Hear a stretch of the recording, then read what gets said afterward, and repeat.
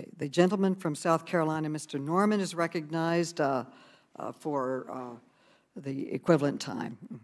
Okay. First question, I just met with a company, Fortune 500 company, who is looking at testing their employees as they come in the door. And yet their concern was, one, frivolous lawsuits, class action suits by trial lawyers, HIPAA violations, health you just can't take temperatures of people without getting into all type of issues. For any of you, what would you say for them to do? The CDC has published our guidance for businesses. I encourage them.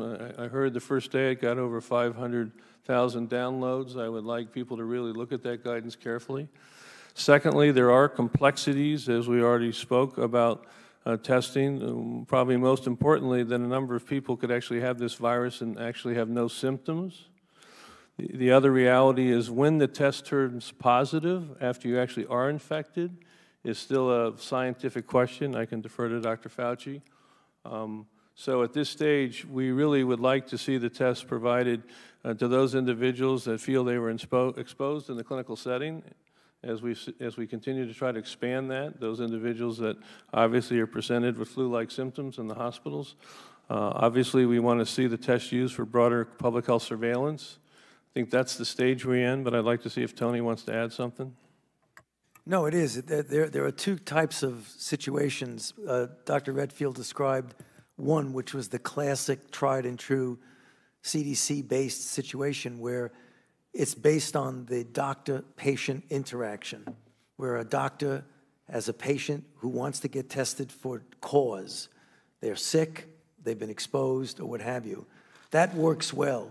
The system right now, as it exists, of doing a much broader capability of determining what the penetrance is in society right now is not operational at all for us.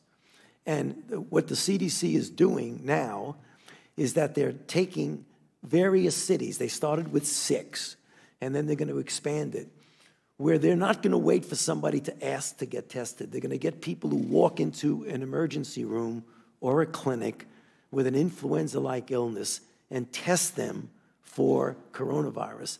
If you do that on a broader scale throughout the country, you'll start to get a feel for what the penetrance is, and that's a different process. Unfortunately, our system from the beginning was not set up to do that, and that's the reason why we're not able to answer the broader questions of how many people in the country are infected right now.